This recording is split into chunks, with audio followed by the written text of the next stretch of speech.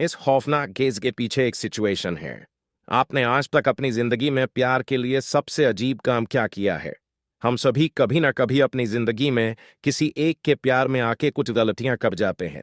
लेकिन इस लड़की ने जो किया वो इतना खतरनाक साबित हुआ कि इसे अपनी जान गंवानी पड़ी। इस क्राइम की उल्टी गिनती शुरू होती है। 10 फरवरी 2023 को दिल्ली से लगभग 50 किलोमीटर दूर हरियाणा का एक गांव है झज्जर। इस गांव में एक परिवार रहता है जिसकी 2 बेटियां हैं। दोनों बेटियां पढ़ाई के लिए दिल्ली रहती है। वो दोनों ही अपने घर पर अपनी मां से रोजाना बात किया करती। एक दिन अचानक बड़ी बेटी मिक्की का कॉल नहीं आता। परिवार को लगता है कि बेटी बिजी होगी। पढ़ाई में तो उस दिन रुककर अगले दिन वो खुद कॉल करते हैं, लेकिन मिक्की का नंबर स्विच ऑफ आता है। परिवार वाले अपनी छोटी बेटी को कॉल करते हैं और उन्हें पता चलता है कि उनकी बड़ी बेटी निक्की अपने दोस्तों के साथ घूमने गई हुई। दोनों ही बेटियां पढ़ाई में अच्छी थीं और परिवार से ज्यादातर अपनी सारी बातें किया करती थीं। तो माँ बाप के लिए ये बात थोड़ी अटपटी की थी। बेटी बिना पूछे घूमने गई हुई है। माँ बाप अपनी बड़ी बेटी का नंबर तब भी ट्राई करते हैं। वो अपनी छोटी बेटी से कहते हैं कि बड़ी बेटी का नंबर नहीं लग रहा, उसके दोस्तों का नंबर दो। छोटी बेटी अपनी बहन की दोस्तों को कॉल करती है तो उसे पता चलता है कि वो अपनी फीमेल फ्रेंड्स के साथ नहीं बल्कि एक मेल फ्रेंड के साथ गई है जिसका नाम है साहिल गहलोत। अब छोटी बेटी अपनी बड़ी दीदी से बात करने के लिए साहिल को कॉल करती है। साहिल फोन उठाता है और उसे बताता है कि उसकी शादी है, वो अपने फंक्शंस में बिजी है, इसीलिए निक्की के साथ घूमने नहीं जा पाया और निक्की का घूमने का प्लान कैंसिल करने का मन नहीं था तो वो अकेले ही चली गई। ये सुनने के बाद छोटी बेटी अपने माँ बाप को सारी बात बताती है। मिक्की के पिता अपनी छोटी बेटी से साहिल का नंबर मांगते हैं और उससे खुद बात करते हैं। साहिल उन्हें बताता है कि अंकल मेरी शादी है, मैं उसमें बिजी हूं। हम लोगों का घूमने का प्लान जरूर था लेकिन मैं अपने फंक्शंस में बिजी हूं, इसीलिए निक्की अकेले निकल गई और उसका फोन भी मेरे पास रह गया है। पिता को यह कहानी समझ नहीं आती। एक तो लड़की बिना पूछे घूमने गई, दूसरा वो अपना फोन भी एक लड़के के पास छोड़ गई। इसी बीच निक्की के दोस्त साहिल की शादी हो जाती है और वो अपनी नई जिंदगी में और रस्मों में बिजी हो जाता है। लेकिन अब 3-4 दिन हो गए थे और निक्की घूमकर घर नहीं लौटी थी तो निक्की के पिता अपनी दिल्ली पुलिस में एक जानकर से मदद मांगते हैं और उन्हें बताते हैं कि उनकी बेटी 3 दिन से गायब है और निक्की का फोन ट्रेस करवाते हैं। निक्की के फोन की लोकेशन आती है मित्रों, गांव के एक ढाबे की। पिता के लिए यह जानकारी बहुत ही अजीब थी क्योंकि अब तक सभी दोस्तों से यह पता चल रहा था कि निक्की मसूरी गई हुई है। अब पुलिस पहुंचती है उस ढाबे पर जिसका नाम था हाओ पियो ढाबा, और ढाबा बंद था। बंद ढाबे में एक गुमशुदा लड़की की मोबाइल की लोकेशन काफी अटपटा है। अब जरूरी हो गया था कि ढाबे के अंदर जाया जाए। पुलिस ढाबे के अंदर जाती है, चारों तरफ देखती है लेकिन उन्हें कुछ नहीं मिलता। पुलिस वाले ढाबे से बाहर निकल ही रहे होते हैं कि एक पुलिस वाले की नजर पड़ती है फ्रिज पे। फ्रिज दीवार की तरफ उल्टा रखा हुआ था, फ्रिज को चारों तरफ से रस्सियों से कसा गया था और सबसे इंपॉर्टेंट बात, बंद ढाबे में फ्रिज चालू था। पुलिस वाले फ्रिज को खोलते हैं और खोलते ही उन्हें मिलती है मिक्की की लाश। अब पुलिस ढाबे से तुरंत साहिल के घर जाती है क्योंकि उस बंद ढाबे का मालिक साहिल था। साहिल अपने घर नहीं था लेकिन पुलिस साहिल का पता लगा ही लेती है। ये दिन 14 फरवरी 2023 यानी कि वैलेंटाइन द पुलिस साहिल को अरेस्ट करती है और उसे थाने ले जाती है।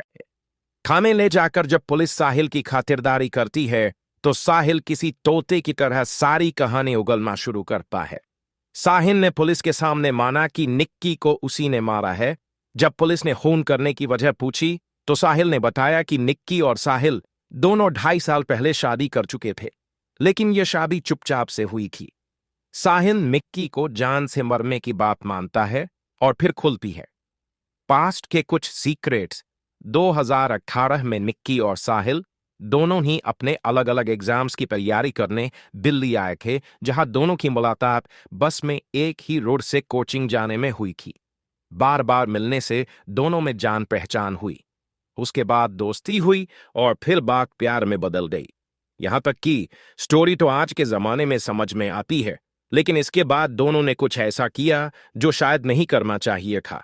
1 अक्टूबर 2020 में दोनों ने शादी कर ली बिना अपने घर वालों को बताएं, और यह शादी निक्की के तत्ल तक मिक्की के घर में किसी को नहीं पता थी। हमारी सोसाइटी में शादी एक सोशल फंक्शन किसी वजह से है और इसके हमें काफी फायदे होते हैं, लेकिन इसे सीक्रेट रखने का जो नुकसान होता है उसका एग्जाम्पल है ये अनफॉर्चुनेट केस मिक्की और साहिल। दोनों ने शादी करने के बाद भी अपने घर वालों को यह बात टाइम पर नहीं बताई थी। इसके बाद निक्की ने अपनी पढ़ाई कंटिन्यू रखी और साहिल अपने घर वापस लौट गया। अब साहिल के घर वालों ने साहिल की शादी के लिए रिश्ते ढूंढने शुरू करे।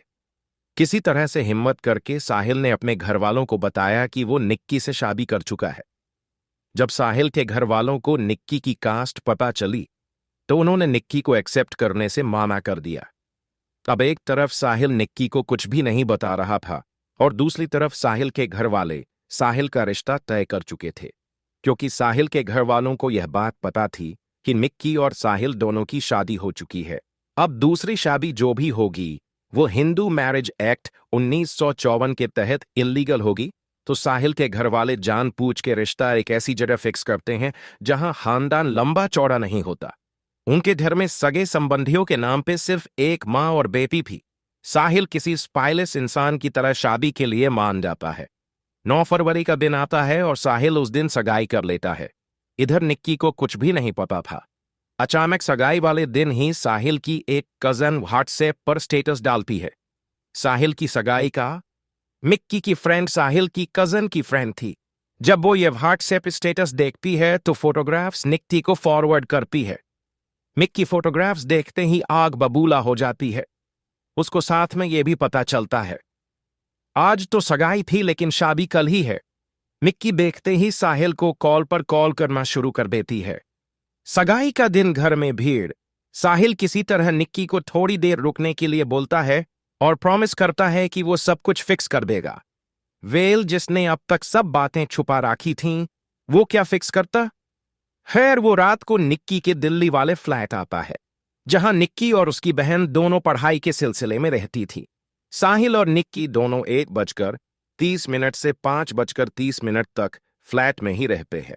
उसके बाद 5:30 मिक्की अपने दोनों बैग्स लेकर साहिल के साथ निकलती है। मिक्की का प्लान था साहिल को लेके कहीं भाग जाने का। उस वक्त भी निक्की को लग रहा था कि साहिल उसका साथ देना चाहता है, बस अपने घर वालों से डरा हुआ है। इसीलिए निक्की उसे कहीं दूर भाग जाने की सलाह देती है। सुबह के 5:30 पर निक्की अपने दोनों बैग्स पैक करती है और साहिल के साथ गोवा भाग जाने का प्लान बनाती है। ना जाने किस वजह से गोवा प्लान कैंसिल होकर हिमाचल का प्लान बनता है, जिसके बाद दोनों हिमाचल के लिए बस लेने के लिए बस स्टैंड साहिल की गाड़ी से ही जाते हैं। सबसे पहले दोनों निजामुद्दीन बस स्टैंड जाते हैं, फिर आनंद विहार जाते हैं। वहां से उन्हें पता चलता है कि इस टाइम सिर्फ कश्मीरी गेट से ही उन्हें बस मिल सकती है, तो दोनों कश्मीर गेट चले जाते हैं। बस स्टैंड के इतने चक्कर काटने के बाद सुबह होने लगती है और साहिल के घर से कॉल लगातार आने लगता है। इस बीच साहिल की कहानी माने तो वो पैनिक कर जाता है। वो टेंशन में आ जाता है और निक्की से माना करता है कि मैं नहीं भाग सकता। लेकिन जब आप आगे की कहानी सुनेंगे तो आप नहीं मानेंगे कि साहिल कहीं से भी पैनिक कर रहा था। अब साहिल निक्की को समझता है कि मुझे घर वापस जाना होगा, घर से कॉल्स आ रही हैं। अब तक निक्की घर वालों की तरफ से साहिल को डरा हुआ समझकर निक्की साहिल को सपोर्ट भी कर रही थी और इस सिचुएशन से निकलने के आइडियाज दे रही थी। लेकिन अब जब साहिल घर वापस लौटने की बात करता है तो निक्की अब उसे धमकाती है और वो उन दोनों के मैरिज सर्टिफिकेट को ऑनलाइन वायरल करने की, पुलिस में कंप्लेंट करने की और शादी में अगर हंगामा करने की धमकी देती है। ये सारी बहस और लड़ाई करते करते साहिल गाड़ी निगमबोध घाट नाम के श्मशान घाट की ओर मोड़ देता है। अब दोनों निगमबोध घाट की पार्किंग में लड़ाई कर रहे थे। टाइम बीतता जा रहा था और साहिल को अपने घर जाने की जल्दी थी। अब साहिल गुस्से में फोन के चार्जर का डांटा केबल निकलकर उस डाटा केबल से निक्की का गला घोंट देता है। केबल के पतले और टाइट होने की वजह से निक्की अपने आप को नहीं बचा पाती और वहीं दम घुटने की वजह से निक्की की मौत हो जाती है। अब साहिल निक्की की लाश को सीट बेल्ट से बांधकर गाड़ी चलानी शुरू करता है और जिस वक्त दिन के तड़के में ही सारा काम हो रहा था, कोई भी गाड़ी के अंदर क्या हो रहा है नहीं देख पाया, क्योंकि गाड़ी के शीशे टिंटेड थे, जो एक्चुअली दिल्ली में इलीगल है। अब साहिल निक्की की लाश को सीट बेल्ट से बंधता है और उस पार्किंग से निकलकर लगभग 40 किलोमीटर दूर अपने ढाबे पहुंचता है। ढाबे पर पहुंचने के बाद साहिल गाड़ी को पार्क करता है और निक्की की लाश को गाड़ी की डिग्गी के अंदर डाल देता है, जिसके बाद साहिल के कजिन्स और 2 दोस्त ढाबे पर आते हैं। साहिल के लिए नए कपड़े लाते हैं। साहिल अपने कपड़े चेंज करता है और वो लोग निक्की की लाश को फ्रिज के अंदर डालकर वहां से निकल जाते हैं। घर जाकर साहिल अपनी शादियों की तैयारी में लग जाता है और रात को दूल्हा बनकर बारात लेकर दूसरी लड़की से शादी करने पहुंच जाता है। तो 10 फरवरी 2023 साहिल की जिंदगी का बहुत ही अहम दिन था। सुबह पहले अपनी पहली पत्नी का मर्डर और रात को दूसरी शादी। अब 11, 12, 13। साहिल निक्की की बहन और पापा से लगातार बात कर रहा था और कह रहा था, मेरी शादी है, मैं बिजी हूं। निक्की घूमने गई है, 2 दिन में लौट जाएगी, 3 दिन में लौट जाएगी। लेकिन निक्की के पिता को दाल में काला लग चुका था। वो पुलिस में एक जानकर से मदद भी मांग चुके थे और बार बार साहिल को और साहिल के पापा को कॉल भी कर रहे थे। 3 दिन बाद जब निक्की के पापा साहिल के पापा को कॉल करें जा रहे थे, तो फ्रस्ट्रेशन में आकर उनके मुंह से निकल जाता है, आप मान के चलिए कि मेरे लड़के ने आपकी लड़की मार दी है। तो निक्की के पापा को सबसे पहले साहिल के पापा से ही पता चलता है कि निक्की शायद इस दुनिया में नहीं है।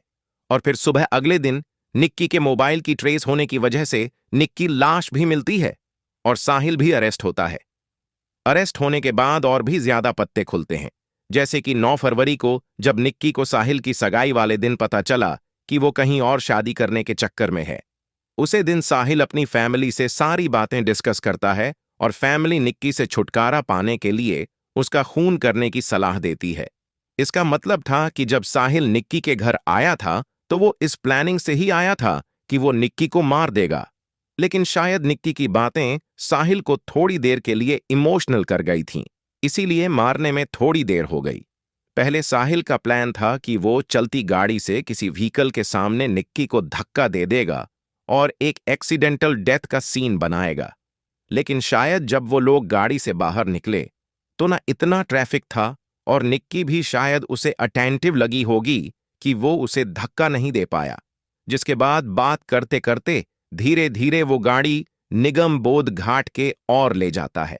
सोचने वाली बात यह है कि जिसका प्लान शहर से ही भागने का हो, जो 3 बस स्टैंड के चक्कर लगा चुका हो और शहर की शमशान घाट के पार्किंग में क्यों जाएगा। और इससे भी ज्यादा सोचने वाली बात यह है कि जिस वक्त गाड़ी शमशान घाट की पार्किंग की तरफ जा रही थी, उस वक्त निक्की ने ऑब्जेक्ट क्यों नहीं, और अगर उसने किया तो क्या कहकर साहिल ने उसका दिमाग शांत किया कि हम गाड़ी में श्मशान घाट की पार्किंग में बैठकर अपनी लड़ाई सुलझाएंगे। आगे साहिल का प्लान था कि वो अपने हनीमून पर जाएगा, निक्की की लाश को एक बाग में भरकर और कहीं हेल्थ स्टेशन पर जाकर उसकी लाश खाई में फेंक देगा। लेकिन इससे पहले कि वो ये सब करता, पुलिस को लाश ढाबे पर ही मिल जाती है। वैसे इस कहानी के बहुत से पत्ते खुलने अभी भी बाकी हैं। इतने दुख के और घूमे हुए क्राइम के केसेस हमें यही सिखाकर जाते हैं कि कुछ चीज सोसाइटी में किसी वजह से हैं, जैसे शादी का सोशल होना, घर वालों के टच में रहना।